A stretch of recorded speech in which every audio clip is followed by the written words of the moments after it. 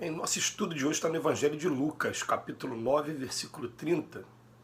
E eis que estavam falando com ele dois varões, que eram Moisés e Elias. Emmanuel vem comentar na lição 67 do livro Caminho, Verdade e Vida, os vivos do além. Várias escolas religiosas, defendendo talvez determinados interesses do sacerdócio, asseguram que o Evangelho não apresenta bases ao movimento de intercâmbio entre os homens e os espíritos desencarnados que o precederam na jornada do mais além. Entretanto, nessa passagem de Lucas, vemos o mestre dos mestres confabulando com duas entidades egressas da esfera invisível, de que o sepulcro é a porta de acesso. Aliás, em diversas circunstâncias, encontramos o Cristo em contato com almas perturbadas ou perversas, aliviando os padecimentos de infortunados perseguidos. Todavia, a mentalidade dogmática encontrou aí a manifestação de Satanás, inimigo eterno e insaciável.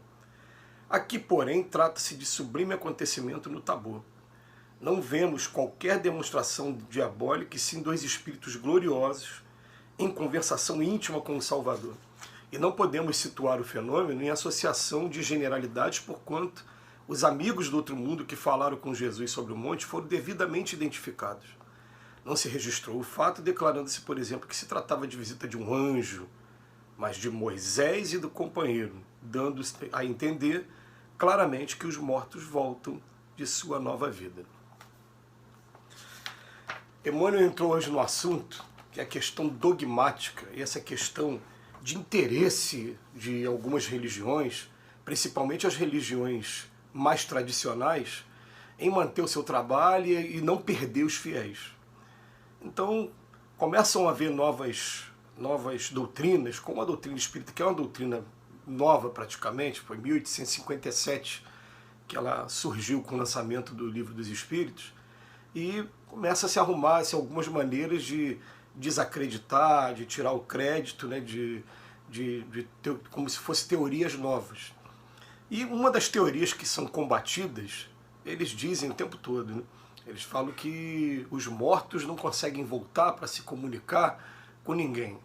Uma das bases da doutrina espírita é a comunicabilidade com os espíritos. Essa possibilidade de ter esse intercâmbio, não do jeito que a gente quer, porque a gente, eu queria agora pegar um telefone e ligar para alguém. Não, será que alguém está em condição de responder? O telefone toca de lá para cá, não é daqui para lá. A gente faz o estudo para saber em que condições, como que esse tipo de coisa pode acontecer, quando acontece. Mas o fato é que a gente vai encontrar nas escrituras, como nessa passagem, esse capítulo ele é intitulado A Transfiguração. É o momento que Jesus pega 3 discípulos, pega Pedro, Tiago e João, sobe o monte, chega lá em cima e encontra com Moisés e Elias. Moisés já havia morrido há mais de 4.000 anos, ou alguns historiadores há mais de 6.000 anos. Os historiadores discordam sobre essa data, e essa data também não tem importância com relação ao estudo moral do Cristo.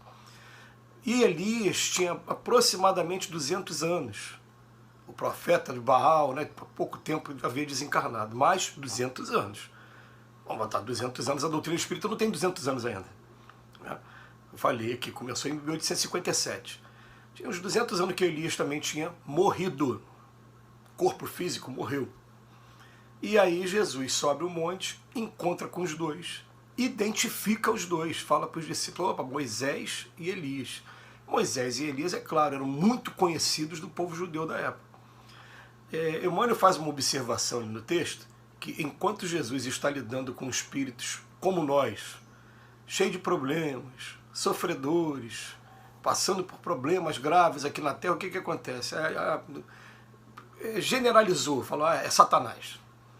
A gente não vai entrar aqui no mérito, que o tempo é muito pouco para isso, mas as palavras diabo, Satanás e tentador, essas 3 palavras são usadas praticamente como sinônimo no Evangelho para dizer aquilo que vem do plano espiritual e que está sendo, de certa maneira, ruim, não está sendo uma coisa boa.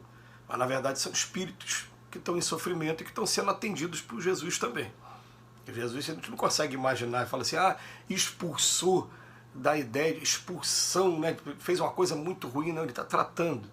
Vocês conseguem imaginar que, em se tratando de espírito imortal também, de filho de Deus também, ele expulsou daqui para proteger esse? Não, ele está tratando os dois. Ele está tentando ajudar os dois lados. Ele está ajudando, está tentando ajudar, não me perdoe, que está ajudando os dois. Mas se generalizou, falou, então vamos chamar de Satanás. Mas em outros momentos, você vai ver aqui, ó, Moisés e Elias. Está bem claro. Ou então vai ver, deu um nome, Anjo Gabriel. Vai ter nomes. No livro Atos dos Apóstolos, você vai encontrar várias vezes Pedro sendo solto por anjo, Paulo sendo solto por anjo.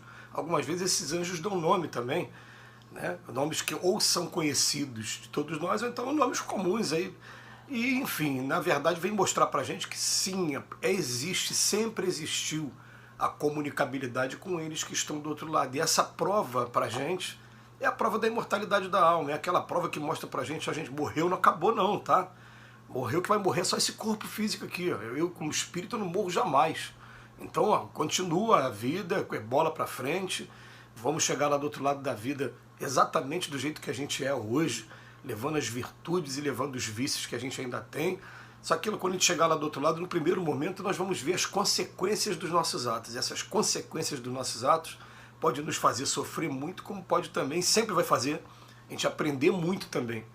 Porque nenhuma experiência que a gente passa aqui na Terra ou do lado de lá, ela é perdida. Nenhuma. Todas elas são válidas e são proveitosas. Mas a gente vai vendo, imagina chegar lá do outro lado, igual aquela passagem do Evangelho, né, que o rico vê Lázaro do lado de Abraão, lá do lado do pai, lá em cima, e fala, eu quero ir para lá. A distância que tem entre vocês dois é muito grande, existe um abismo entre vocês dois. Então deixa eu voltar correndo lá para a terra para avisar para os meus parentes. Fala, não adianta, eles já têm os profetas, já tem o próprio Cristo está lá entre eles não ouvem. E costuma ser até hoje, em pleno século XXI, exatamente dessa maneira. As pessoas estão condicionadas hoje a transformar tudo em anjo ou demônio. A coisa boa, ou então Espírito Santo, né? É o anjo ou o Espírito Santo. Mas esse anjo, esse Espírito Santo pode ter um nome, e esse nome pode ser de alguém conhecido nosso, e esse nome pode ser de alguém que foi do nosso convívio, já partiu para o outro lado, e está agora zelando por nós também. Está tendo as preocupações dele, mas tem a preocupação nossa. Como um dia, quando a gente sair daqui desse mundo, a gente vai chegar do outro lado da vida ainda preocupado com os nossos filhos, com os nossos netos. E se for possível, a gente vai tentar reunir mérito aqui para tentar até ajudar esses netos, esses filhos, esses entes queridos que ficam, né? Que depois a gente vai descobrir que, na maioria das vezes, existe um elo já muito tempo com eles, muito antes dessa vida física aqui, desse corpo agora, mas a gente vai tentar também ajudar. Então vamos começar a entender que essa discussão dogmática, ela, conforme o mundo for evoluindo, ela vai cair por terra. No princípio, as pessoas só vão concordar com a mesma ideia, mas para não dizer que cederam, que se renderam àquela posição, né, que o Espiritismo vem trazendo, eles vão trazer nomenclatura própria para eles. Então o que a gente chama de perispírito, daqui a pouco eles vão dar um outro nome. Já fala hoje, né, áurea, vai falar outro, né? Ou então daqui a pouco, quando a física mesmo, quando os cientistas chegarem a esse nome, ao invés de chamar de perispírito, vão provavelmente colocar o sobrenome deles para poder imortalizar o trabalho que eles tiveram. Aí você vai falar, igual a gente tem hoje, né, esses doença de Chagas, esses problemas. Por quê? Porque foi o Chagas, Carlos Chagas, que... Então a gente vai vendo a vaidade do ser humano aqui na Terra, mas o fato é que eles conseguem se comunicar com a gente do lado de lá para cá.